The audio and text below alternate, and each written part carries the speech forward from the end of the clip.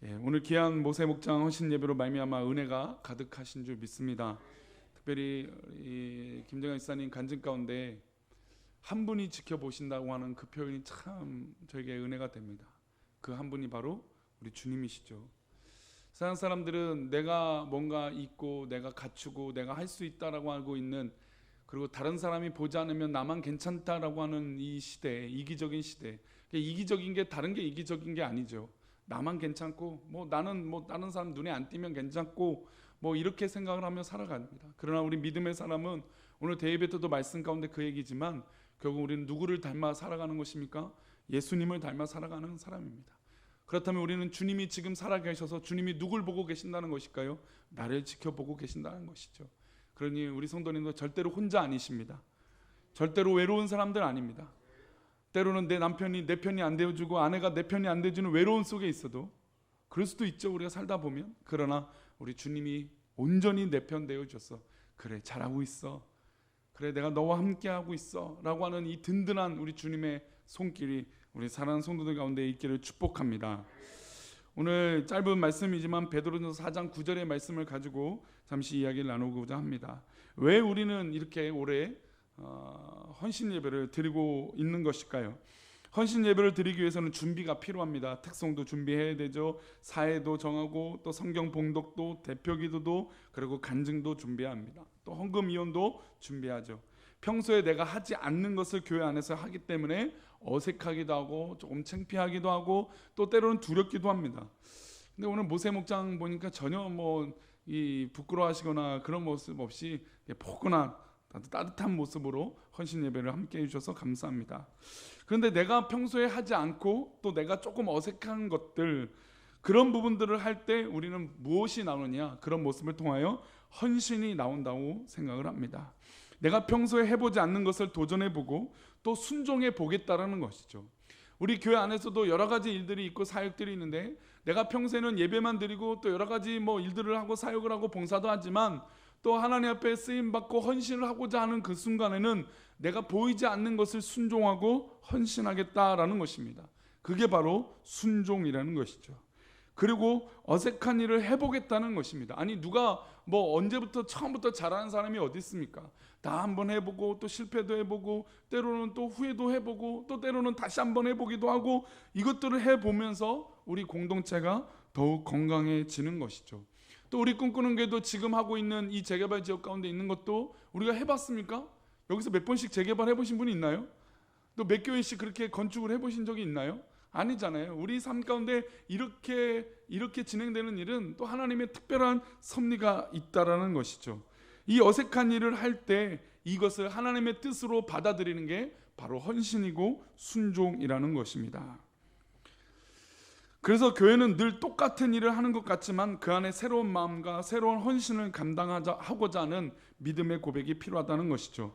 우리 로마서 7장 6절을 한번 읽어보겠습니다. 로마서 7장 6절입니다. 있습니다. 시작. 이제는 우리가 얽매였던 것에 대하여 죽었으므로 율법에서 벗어났으니 이러므로 우리가 영의 새로운 것으로 섬길 것이요 율법 조문의 묵은 것으로 아니할지니라. 성령께서 새로운 것을 섬기게 하시겠다는 것입니다. 그러니까 헌신자는 날마다 똑같은 일이지만 그것이 날마다 똑같은 일이 아니라 새로워질 수 있다는 것입니다.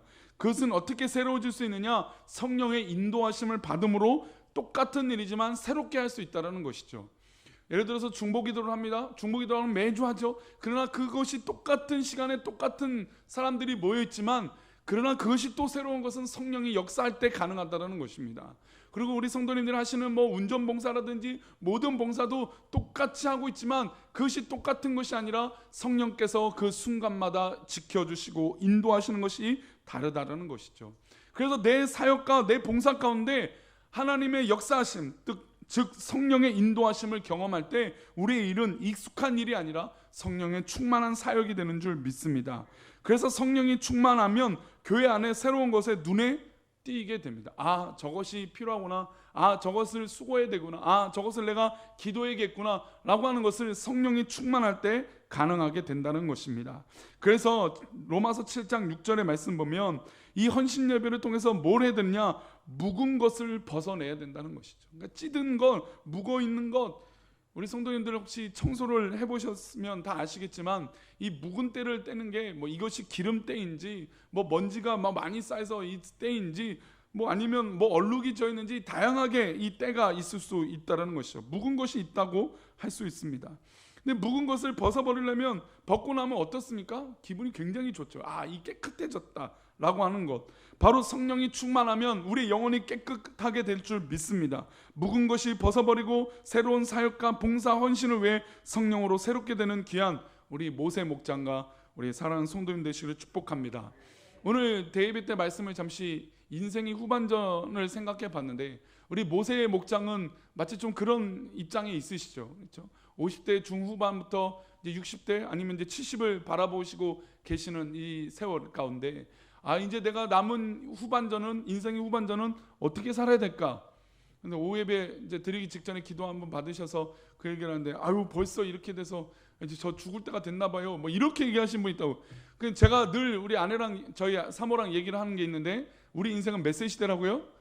100세 시대예요. 그러니까 제가 은퇴할 때까지 여기 계신 분들 다 건강할 줄 믿습니다.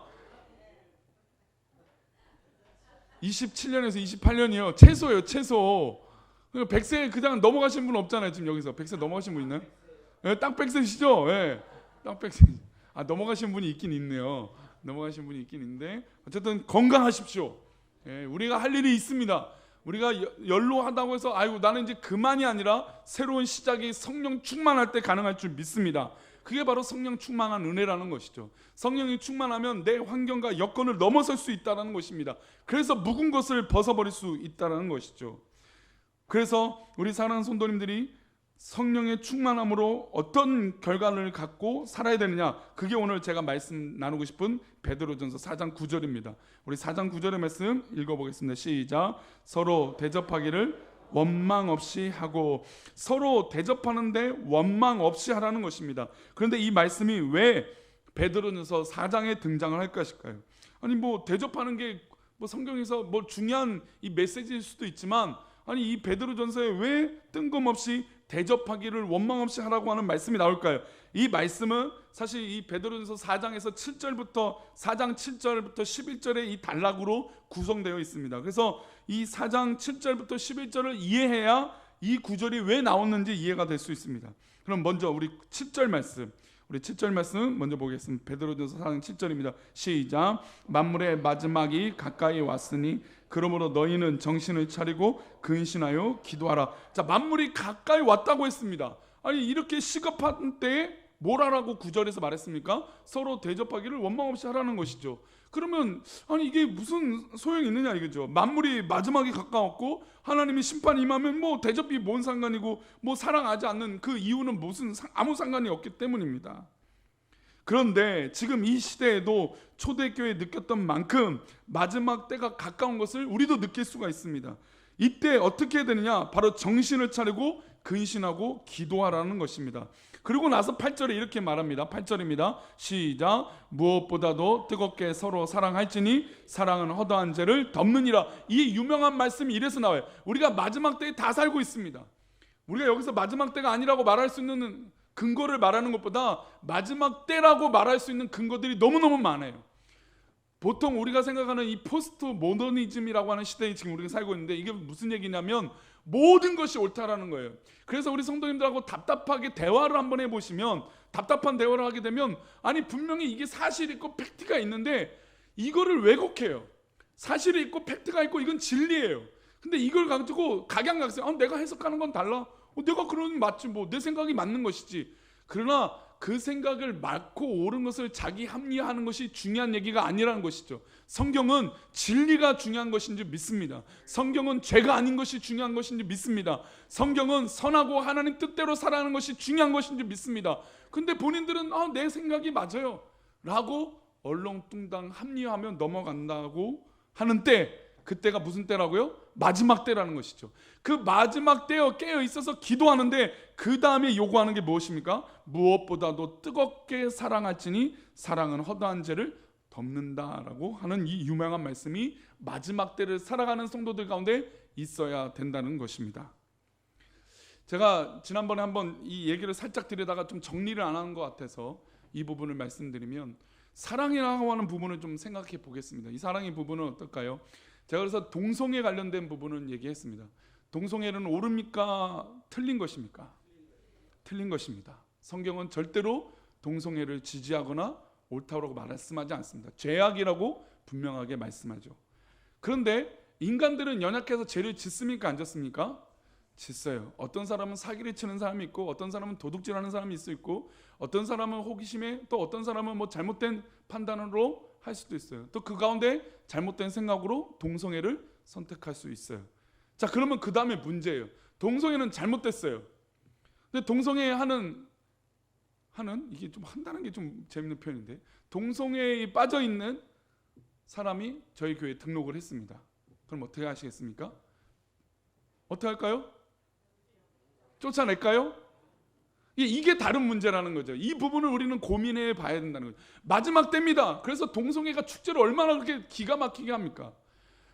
기독교 단체에서, 우리 개신교에서 제발 그 광장 좀 내어주지 말라고, 공동의 어떤 그런 뜻이 아니다. 이것은 축제의 자리, 이 서울시의 상징적인 자리가 어떤 특정의 어떤 그 집단이 뭐 해야 되는 그런 공간이 아니다. 그래서 그 광장을 쓰지 못하게 해달라고 가처분 신청도 하고 해도 그 자리가 오픈이 돼요. 그래서 그 반대쪽에 막 기독교 우리 개신교인분들이 막 퀴어 축제 반대한다 그러면서 하는 것은 무조건 반대만 하는 것이 아니라 누구한테 돌아오라고 메시지를 남길까요? 하나님께 돌아오라고 메시지를 남긴 거죠. 그게 굉장히 중요한 거예요. 죄는 죄예요. 그렇죠? 죄는 조금 더 타협할 이유가 없습니다. 근데 넘어졌어요. 그러면 그분들을 향해서 당신은 죄인이야 라고 말하면 우리는 영혼 구원할 수 있을까요? 못한다는 거 하는 문제죠. 그래서 이 말씀이 딱 그 말씀이죠. 베드로전서 4장 7절은 이 마지막 때가 너무 긴박하니까 깨어 있어서 기도하라는 것이죠. 우리 사랑하는 성도들 깨어 있어서 기도하시기를 축복합니다. 혹시 잠이 못 이루고 어려울 때가 있으면 정말 하나님 앞에 간절하게 더 기도하십시오. 물론 그래도 또 잠이 안 올 수도 있어요. 그러나 하나님 앞에 한 번은 기도해 보십시오. 그리고 요즘 우리 기도문을 읽으면 잠이 잘 온다는 분이 있으세요. 기도문이 12분짜리거든요. 좀 길게 읽으면 15분에 걸려요. 그래서 아유 기도문 읽어야겠다 하다가 잠 잤다고 저한테 말씀하신 분이 있더라고요. 뭐래도 하나님 앞에 그렇게 깨어 있어서 뭔가 해보려고 할 때 하나님 역사하여 주실 줄 믿습니다. 왜 그럴까요? 지금이 마지막 때이기 때문이에요. 근데 이 마지막 때에 깨어 있어서 기도하라고 하면서 이 베드로 사도는 뭘 조건으로 달았습니까? 서로 사랑하라. 사랑은 허다한 죄를 덮느니라라고 사랑의 조건을 달았습니다. 그만큼 마지막 때가 죄가 다 무너지니까 믿는 사람의 사랑이 필요하다는 것이죠. 즉 제가 이제 다음 주에 제가 학기말 우리 이제 제가 대학원 박사과정, 석박사 과정이 있잖아요. 그래서 저희 마지막 과제물로 그 레포트를 제출하지 않고 타이핑을 치지 않고 영상을 하나 만들었어요. 전도 영상. 제 오그라들은 이 전도 영상을 아마 보실 거예요. 근데 그 이제 영상을 만들었던 취지는 뭐냐면 사람들이 다 뭔가 의롭다고 나는 뭔가 이뤘다고 막 얘기하지만 마음의 상처들이 다 하나씩은 있다는 거죠. 어떤 사람은 친한 친구인데 싸워서 아프고, 어떤 친구는 아내랑 또 남편과 관계가 안 좋아서 마음이 아프고, 어떤 사람은 뭐 자녀들과 어떤 그런 관계 때문에, 또 신앙 때문에, 또 물질 때문에, 또 뭐 부모님이 아픈 것 때문에 각양각색의 마음 한켠에 아픔들이 다 있다라는 것이죠. 그래서 우리는 깨어 있어서 기도해 주면서 그 영혼을 위하여 어떻게 해요? 서로 사랑해서 허다한 죄를 덮어주는 그런 믿음이 우리 가운데 있어야 된다는 것입니다. 자, 그러면 그 사랑의 표현을 어떻게 할까요? 뜨겁게 사랑하는 이 허다한 죄를 덮은 사랑은 어떻게 될까요? 그게 바로 오늘 9절의 말씀이라는 거죠. 이래서 이 9절의 말씀이 나온 것입니다. 이 9절 말씀 다시 한번 읽어볼까요? 시작. 서로 대접하기를 원망 없이 하고. 그러니까 이 사랑의 표현은 아이고 사랑해요 라고 하면 장영 목사님, 유선정 목사님 사랑하십니까? 안 하십니까? 대답 잘 하셔야 돼요. 사랑합니다. 사랑합니다. 자, 그러면 사랑합니다 라고 말씀하셨으면 사랑하면 말로만 때우면 될까요? 안 될까요? 안 되겠죠. 제가 지난번에 한번 제가 숙제를 내드렸는데 사랑하면 작전을 세워서 그 아내가 말했던 말을 기억해 놨다가 한 달이나 두 달 후에 하면 참 감동할 거라고. 별로 기억이 안 나는데 해보실 마음도 없으세요? 아내가 지나가다가 아이고 나 저거 갖고 싶다, 아이고 나 저거 한번 해보고 싶다, 아이고 저거 먹어보고 싶다 라고 했던 그때 들어주는 게 아니라 사랑의 확인을 시키려면 한 달이나 두 달을 까먹었을 때, 그리고 그것을 또 마음에 기록했다가 남편이 했던 말, 남편이 먹고 싶었던 반찬, 또 아내가 이야기했던 그런 이야기. 남자들은 반찬 하나만 있으면 좋아요. 좋은 반찬 해주면 아이고 아내가 나를 사랑해 주는구나 라고 안심을 해요. 별로 안 해주고 싶으세요, 아내들이? 해주세요, 우리 아내분들, 남편분들을 위해서 꼭 해주세요. 제가 그 숙제를 냈는데 숙제를 해보셨습니까? 아직 안 하셨어요. 이제 숙제 검사 꼭 할 겁니다. 제가 그 사랑한다라고 하는 표현에 결과물이 있어야 된다는 거죠. 그 결과물은 뭡니까? 성도를 사랑한다 하면서 대접하라는 것이죠. 대접. 이게 바로 우리 교회 지금 흐르고 있는 자원하는 마음이에요. 오늘은 뭐 등갈비가 나오더라고요. 우리 교회 이제 어디까지 음식이 나올지 제가 지금 막 걱정이 됩니다. 다음 주는 우리 필리핀 성도들이 아까 찜기를 들고 간 거 보니까 뭔가 또 특별한 음식들을 준비하는 것 같아요. 얼마나 감사합니까? 그렇죠? 별로 안 감사하세요? 감사하잖아요. 이게 대접의 은혜예요. 대접하니까 성도들의 마음이 아무것도 아닐 수 있거든요. 근데 그 대접하는 그 수고와 사랑의 식탁의 교제로 우리의 마음이 다 녹아질 수 있다는 것이죠. 이게 바로 뜨겁게 서로 사랑할지니 사랑은 허다한 죄를 덮는 방법이라는 거죠. 자꾸 사랑한다라고 말만 하지 말고 대접해보라는 것입니다. 근데 이 대접은 그 사람이 해줄 것을 바라고 대접하는 건 대접입니까? 아닙니까? 대접이 아니죠. 대접은 기꺼이 내가 받지 않아도 해주는 게 대접이에요. 저는 우리 꿈꾸는 게 이런 선순환, 즐거운 교제, 즐거운 어떤 그런 대접함이 있기를 축복합니다. 이게 진짜 우리 가운데 회복해야 될 사랑의 문제라는 것이죠. 그리고 두 번째로 대접을 하는데 어떻게 하라고 얘기하고 있습니까? 원망 없이 하라고 얘기하고 있습니다. 이 대접의 의미를 한번 생각해 보면, 초대교회 사람들은 생각해 보면 대접이라고 하는 것이 의미가 있었습니다. 초대교회에 갑자기 사람들이 더해져 하루아침에 3,000명이 더해졌습니다. 그러니까 초대교회 사람들이 막 믿는 사람들이 막 많아졌어요. 근데 당신은 요즘같이 예배당에 있습니까? 없습니까? 없죠. 기껏해야 뭐 200명, 300명 정도 모일 수 있는 곳, 마가의 다락방 해도 뭐 한 120명 정도 모이는 공간이에요. 많이 모인다 해도. 제가 이스라엘 성지 순례를 가봤을 때도 큰 집이 있는데 많이 들어가야 진짜 200명이에요. 다윗의 성이라고 하는 것도 아무리 많이 들어가도 한 300명? 그 정도밖에 안 돼요. 그런데 초대교회에 예수님 믿는 사람들이 몇 명이 늘어났습니까? 3,000명이에요. 3,000명, 5,000명씩 막 복음을 듣고 막 변화가 되는 거예요. 그러면 그들이 집집마다 모임을 했잖아요. 그러면 그게 쉬웠을까요? 우리 46절 사도행전 2장 46절 말씀 읽어보겠습니다. 시작. 날마다 마음을 같이하여 성전에 모이기를 힘쓰고 집에서 떡을 떼며 기쁨과 순전한 마음으로 음식을 먹고. 자, 이 말씀만 보면 초대교회 부흥이 있으니까 그냥 성전에 모이고 또 떡을 떼고 기쁨의 마음으로 음식을 먹는구나, 이렇구나 라고 할 수 있지만, 여기서 중요한 단어는 어디서 이 모임을 하고 있습니까? 집에서 했어요. 그럼 누군가 집은 오픈을 해야 돼요. 근데 지금 성도들이 몇 명이에요? 3,000명, 5,000명이잖아요, 최소. 그럼 아무리 조금씩 모인다 해도 계속해서 자기 집을 오픈해야 돼요. 이 일이 쉽습니까? 하다 보면 원망이 나오겠죠. 저 양반은 한번 치우지도 않고 가. 저 양반은 맨날 먹기만 해. 그럴 수 있는 원망이 생길까요? 안 생길까요? 인간적으로 생기죠. 우리 교회가 얼마나, 우리 지금 2명씩 짝을 이뤄서 밥을 먹을 수 있을까요? 200명, 300명? 500명까지 간다고요? 지사님이 안 하신다고 너무 쉽게 말씀하신 거 아니세요? 우리 여성분들이 음식을 하는데 300명? 쉽지 않죠. 지금 100명도 생각보다 쉽지 않습니다. 왜냐하면 토요일 날도 뭐 10시면 11시면 뭐 오후 4시, 5시까지 음식을 준비해 놓고, 또 그것이 안 되면 주일날 새벽에 나와서 음식을 볶습니다. 고기를 구워요. 쉬운 게 아니죠. 누군가는 이런 큰 수고를 한다는 거죠.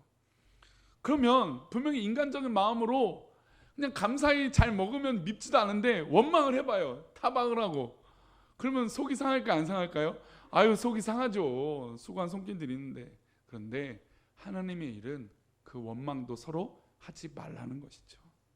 지벳을 열고 그냥 이양하는 거 어차피 내 마음 이해하지 못할 거 하나님이 이해하실 거라 믿고 순종하고 헌신하고 원망 없이 대접하는 우리 꿈꾸는 교회 성도님 되시기를 축복합니다. 저는 이번 여름에 모두 다 같이 수련회를 못 가서 정말 아쉽습니다. 저는 우리 성도님들하고 좋은 여행을 한번 꼭 갔으면 좋겠어요. 꼭 그렇다고 뭐 수련회에 와서 뭐 새벽부터 막 새벽 예배 드리고 뭐 이것도 제가 나쁘다는 게 아니면 저는 이것도 굉장히 지지하고 우리 청년들하고 예전에도 수련회 가면 저는 1시 2시까지 기도하는 사람입니다. 그게 정말 뜻깊은 기도의 자리라고 생각하는 사람이에요. 그런데 저는 우리 성도님들하고 그런 수련회도 하지만 한번 좋은 여행을 한번 했으면 좋겠다는 생각이 들어요. 그래서 뭐 국내 성지 순례, 국제 성지 순례, 우리 한국 교회, 조선 교회, 우리 대한제국 시대 때, 우리 일제 강점기 시대 때 있었던 우리 교회들을 돌아보는 것도 한번 해봤으면 좋겠고, 아니면 우리 성도들과 함께 막 부산을 한번 가도 좋고, 제주도를 한번 갔으면 좋겠고, 이렇게 한번 했으면 좋겠어요. 별로 안 하고 싶으세요? 네, 좋은 여행을 한번 우리 성도들과 함께 해봤으면 좋겠어요. 근데 이 좋은 여행을 가면 누군가는 또 수고를 할까요, 안 할까요? 엄청 수고를 해요. 누군가는 운전을 하기도 하고, 누군가는 뭔가 간식을 준비하기도 하고, 누군가는 늦게 일어난 사람 깨워갖고 빨리 챙겨서 나오도록 하고, 만약에 수련회라고 한다면 자 9시까지 모이세요. 9시까지 안 모이면 안 됩니다. 또 하려면 그 밥 먹기 전에 꼭 성경 구절을 외우라고 해요.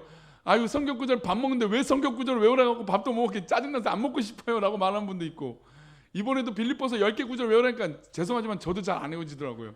저도 창피해서 외우려고 하는데 옆에서 하는 거, 저희 화장실에 지금 성경 말씀을 다 도배했는데도 저도 계속 읽고 있는데 저는 다 외웠던 말씀이에요. 심지어 제가 외웠던 말씀이니까 하는데 다시 외우려고 기억해놨는데 어떻게 이렇게 단어들이 다 짬뽕이 되는지 모르겠어요. 와랑 어랑 뭐 이와 어와 뭐 나가 너가 되고 막 이렇게 자꾸 짬뽕이 돼요. 자꾸 헷갈려요. 쉽지 않아요. 그러니까 누군가 이런 수련하고 하게 되고 공동체를 이루면 누군가 수고하는 성격들이 분명히 있다라는 것이죠. 근데 이런 수련을 가는데 어떤 마음이 있어야 되냐 이거죠. 바로 원망 없이 대접하는 마음이 우리 꿈꾸는 교회 가운데, 이 헌신 예배 가운데 필요한 것인 줄 믿습니다. 헌신은 조금 전에 말씀을 드렸고 대접하는 마음이 있어야 된다고 말씀을 드렸습니다. 목장별로 이번에 수련을 하시면서 누구 한 명은 참 힘들 거예요. 왜냐하면 돈도 모아야 되죠. 누군가 한 명은 또 뭐 간식 준비도 하고, 누군가 한 명은 뭐 차량도 준비하고, 또 누군가 한 명은 가지 않는 사람을 향해서 설득하는 사람들, 이 수고를 또 하는 사람이 있을 거예요. 그렇죠. 다 간다고 하면 어려움 없는데 또 안 가는 사람을 또 담임 목사가 무조건 가라고 얘기하니까 설득을 해야 한단 말이에요. 설득 안 하면 또 찔릴 거니까. 근데 설득을 하는 게 이게 쉬운 일이 아니에요. 분명히 어려운 일을 감당해야 됩니다. 그러나 마치 초대교회에 부흥할 때 집을 제공했던 성도들이 있었던 것처럼 우리가 그런 수고와 제공하는 이 대접하는 믿음이 있을 때, 헌신이 있을 때, 수고가 있을 때 우리 교회는 더 건강해질 줄 믿습니다. 우리 교회가 건강해질 줄 믿습니다. 이게 어떤 마음이라고요? 대접할 때 원망 없이 하라는 것이죠. 그런데 이 대접에 놀라운 복이 있는 거 아십니까? 우리 그 복을 한번 보겠습니다. 마태복음 10장 42절 말씀인데요. 읽어보겠습니다. 시작. 또 누구든지 제자의 이름으로 이 작은 자 중 하나에게 냉수 한 그릇이라도 주는 자는 내가 진실로 너에게 이르노니 그 사람이 결단코 상을 잃지 아니하리라 하시니라. 할렐루야. 대접은 내가 했으니까 나도 저 사람에게 받는다는 게 대접입니까? 아닙니까? 아니에요. 대접은 원망 없이 아낌없이 하는 겁니다. 그래서 이 냉수 한 그릇이라도 수고하여 주면 결단코 그 상을 하나님께서 잃어버리지 않겠다고 축복해 주신다는 것이죠. 그래서 헌신과 대접은 저는 같은 말이라고 생각해요. 다른 말이 아니라 대접하는 사람은 헌신하는 사람이고 헌신된 사람은 대접하는 사람인 줄 믿습니다. 그래서 우리 꿈꾸는 교회는 대접하는 성도들이 늘어나기를 축복합니다. 그리고 계산하지 않기를 바랍니다. 내가 이렇게 했으니까 저 사람이 저렇게 해주겠지 라고 하는 것이 아니라, 내가 정말로 주님의 이름으로 허다한 죄를 덮어준다고 했잖아요. 그 허다한 죄를 덮어주는 게 원망 없이 대접하는 것이라면 우리는 끝까지 한번 대접해 보자라는 것이죠. 아니, 그 사람이 반대로 우리를 이용해 먹어요. 왜냐하면 저 사람이 계속 대접해 주니까 요거를 요즘 그 속된 표현으로 뭐라고 하신 줄 아세요? 호구라고 합니다. 이런 표현을 좀 쓰는 게 옳지 않은 것 같지만 사람들이 호구 잡혔다는 말을 해요. 아이고 저 사람 쉬운 사람이네. 이게 낮춰 부르는 나쁜 말이죠. 근데 당하는 사람 입장에선 그런 마음이 들 수도 있어요. 날 이용해 먹네. 나를 저렇게까지 이용해 먹네라고 하면 억울한 마음이 들 수도 있어요. 그러나 그 마음조차도 내려놓자는 거죠. 하나님의 마음으로, 주님의 마음으로 져줘도 괜찮다라는 것이죠. 그러면 결국 누가 이길까요? 그 상을 절대로 잃지 않겠다 하시잖아요. 하나님께서 상을 약속해 주시잖아요. 우리 사랑하는 성도님들, 우리 특별히 꿈꾸는 교회와 우리 모세 목장이 결단코 상을 잃지 않게 되는 축복이 이 헌신과 대접 가운데 있기를 축복합니다. 그러니 돌아봐서 대접해 봅시다. 우리 옆 사람에게 대접해 줄게요. 이렇게 이 대접해 줄게요. 사랑하겠습니다. 대접해 줍시다. 대접해 봅시다. 계산한다고 계산 안 한다고요? 돈은 계산하고요. 돈은 계산하고요. 그 마음은 계산하는 게 아닙니다. 기꺼이 대접할 때 우리 사랑하는 성도들 가운데 흘러가는 은혜가 넘치게 될 줄 믿습니다. 우리 아까 찬양했던 우리 찬양 하겠습니다. 주님만을 섬기리 하고 잠시 기도하고 제가 기도한 후에 우리 사이도 나오시겠습니다.